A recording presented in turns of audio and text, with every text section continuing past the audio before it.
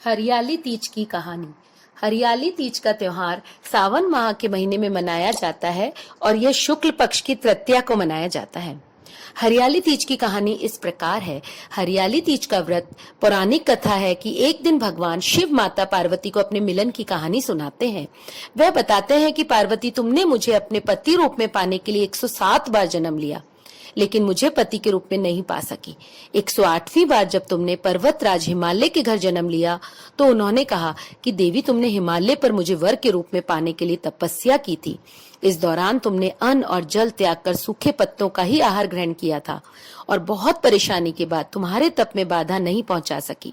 कितनी भी अड़चने आई, तुमने तप रखा। तुम वन में गुफा के अंदर जाकर पूरी श्रद्धा और निष्ठा से मेरी आराधना में लीन रही।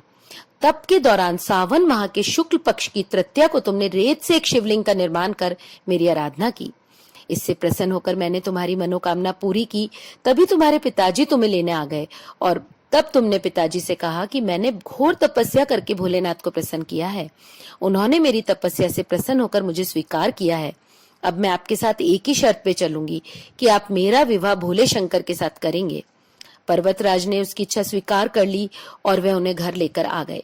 कुछ समय के बाद उन्होंने पूरी विधि विधान के साथ भोलेनाथ का पार्वती जी का विवाह किया। भोलेनाथ कहते हैं, हे पार्वती, इस शुक्ल पक्ष की तृतीया को तुमने मेरी आराधना करके जो व्रत किया था, उसी के परिणाम स्वरूप हम दोनों का विवाह हुआ है। इस व्रत का महत्व यह है कि इस व्रत को पूरी निष्ठा से करने वाली प्रत्येक स्त्री को मैं मन से मनवांछित फल देता हूँ। भोलेनाथ ने पार्वती जी से कहा कि जो भी स्त्री इस व्रत को श्रद्धा और निष्ठा से करेगी, उसे अचल सुहाग की प्राप्ति होगी।